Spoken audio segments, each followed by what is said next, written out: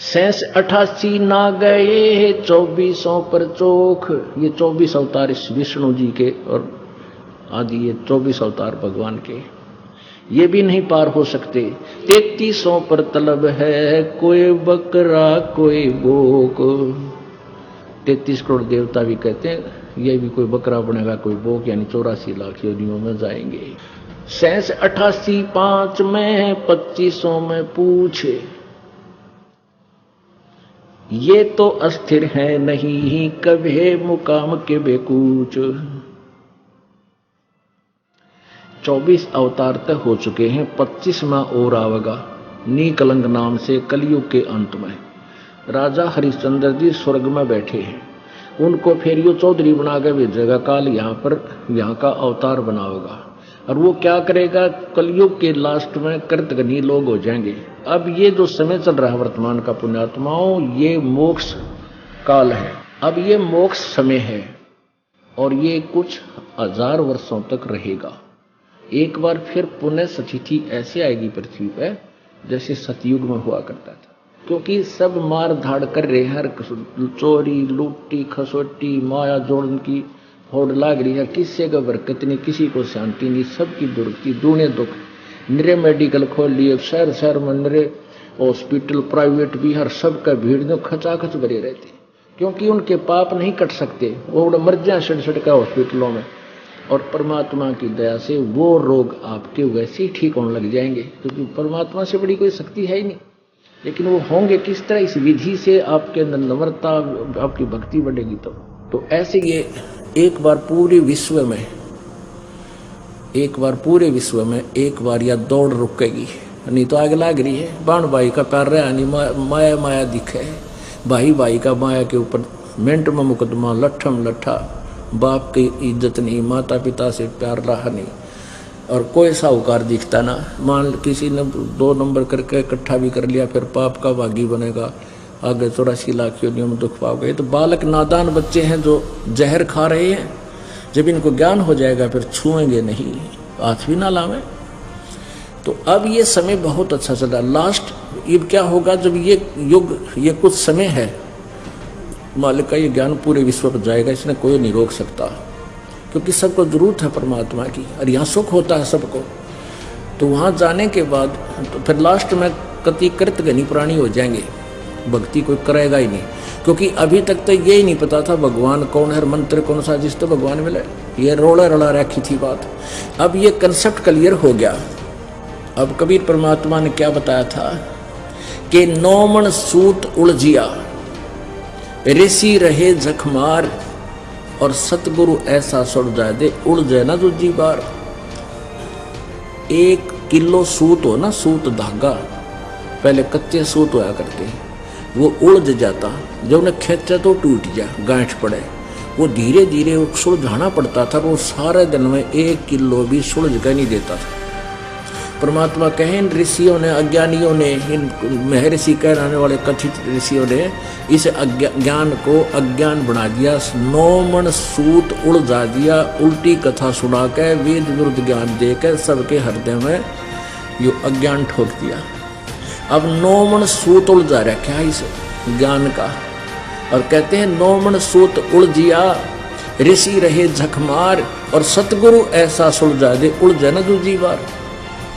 अब यो ऐसा सूत सुलझा दिया गया है, ये तत्व ज्ञान रूपी एक ऐसा रोशनी दे दी है, ये सारा सूत सुलझा कर तय करके रख दिया। अब ये उलझेगा, इस कलयुग में नहीं उलझेगा यो ज्ञान, जिसने भक्ति चाहिए। अगर भक्ति करना बंद कर देंगे वो अलग बात है, क्योंकि ये कुछ दिनों तक ये साइंस काम करेगी। अब पुण्यात्माओं, आज साइंस के चक्कर में आकाश में बना के विमान घूम रहे हैं, इससे भूल गए भगवान को। अगर 2 वर्ष वर्षा ना करे परमात्मा, ये धरे के धराए रह जाएंगे, कंप्यूटर सैटेलाइट नेट इंटरनेट, इन्हें कोई देखने ही ना रहेगा, मर जाए भुगत भुगत तरफ तरफ का। तो एक समय ऐसा आएगा कलयुग में, फिर काफी वर्षों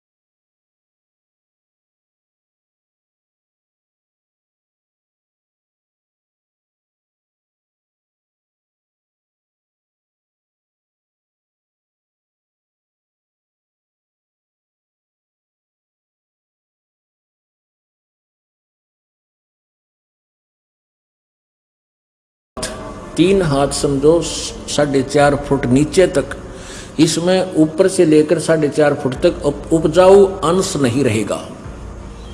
आप देख रहे हो एक फसल को तैयार करने के लिए दे खाद पे खाद, दे खाद पे खाद, यूरिया और पलाना और कितने कट्टे इसमें जहर ठोकर लाए गए, अंत में यह कति निष्क्रिय हो जाएगी, यह योग्य नहीं रहेगी काश्त करने की, उपजाऊ नहीं रहेगी। तो फिर क्या होगा कि फिर बहुत जबरदस्त वर्षा होगी, पूरी पृथ्वी पर जल ही जल कई फुट खड़ा हो जाएगा और कई वर्षों में जाकर के वो धीरे धीरे सूखेगा और नीचे जो जहर चला गया पृथ्वी में वो ऊपर आएगा, ऊपर आकर के वो ऊपरली सतह पर पृथ्वी को नीचे से फिर घास जमेगा, ऊपरली सतह पर वो विष खत्म हो जाएगा और नीचे से उपजाऊ अंश काफ़ी वर्षों तक जब उसमें खड़ा रहने से फिर घास फूस पैदा होगा पृथ्वी पर, पेड़ पौधे हो जाएंगे हरिये पे और वातावरण दूषित होने के कारण आपका कद घट जाएगा, इस जीव का कद हाइट कम होती चली जाएगी। तो प्रदूषण को फिर ये वृक्ष ठीक करेंगे, पूरी पृथ्वी पर वन ही वन हो जाएंगे और सारे जो प्रदूषण को वन ऑक्सीजन को छोड़ेंगे, कार्बन डाइऑक्साइड ग्रहण करेंगे, इस प्रकार ये पूरे वातावरण को फिर परिवर्तित कर देंगे। और फिर क्या होगा कि माता पिता तो छोटे छोटे हुआ करेंगे और बेटा बेटी उनसे दुगनी उम्र के, दुगनी हाइट के होने लग जाएंगे कुछ ही दिनों में और फिर सतयुग प्रारंभ हो जाएगा और जो अच्छी आत्माएं फिर सतयुग में जन्म लेंगी, लेकिन वो होंगी वही जो अब विचलित रह जाएंगी और ईब पार होगी, उनका फिर जन्म नहीं होगा। वहाँ आपकी ऐसे ही मनुष्य जीवन होगा, आपका ऐसा ही परिवार होगा जैसे आप यहाँ जन्मे तो आपको धीरे धीरे आपका पूरा एक संसार बस गया, ऐसे ही वहाँ आपका एक परिवार होगा। जो अच्छी आत्माएं आपके बच्चे हैं, अगर वो भक्ति करके तो जो के तो ये बच्चे आपके साथ वहीं आ लेंगे और नहीं वहाँ पर आपको बहुत अच्छी व्यवस्था होगी और वहाँ से भी आपको अलग से परिवार आपका उसी तरह होगा और मृत्यु नहीं, बुढ़ापा नहीं और किसी चीज़ का अभाव नहीं। तो यहाँ जो प्रसंग चल रहा था 88 में 2500 में पूछे, ये तो अस्थिर है नहीं, कबे मुकाम कबे कूच। 88,000 ऋषियों में और ब्रह्मा विष्णु महेश माया और धर्मराया इन पांचों को में और फिर ये तो अस्थिर है नहीं और कदे मुकाम कदे कूच, यानी इनकी भी सबकी जन्म मृत्यु होती है, ये स्थिर नहीं है, ये अविनाशी नहीं है। 10वां तो अवतारे है हिमालय का नीर, बहुत तक गोते खाएंगे सतगुरु कहे Kabir.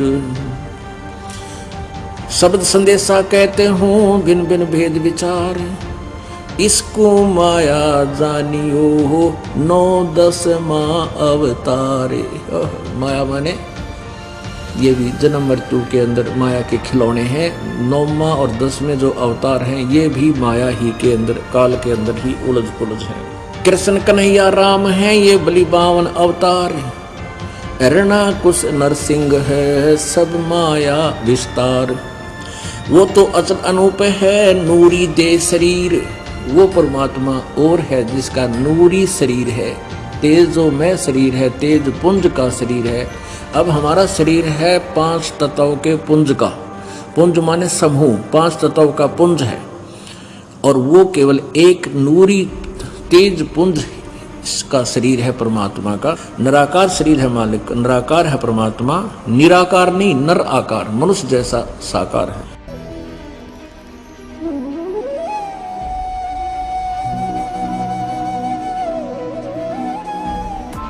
Press the bell icon on the YouTube app and never miss another update.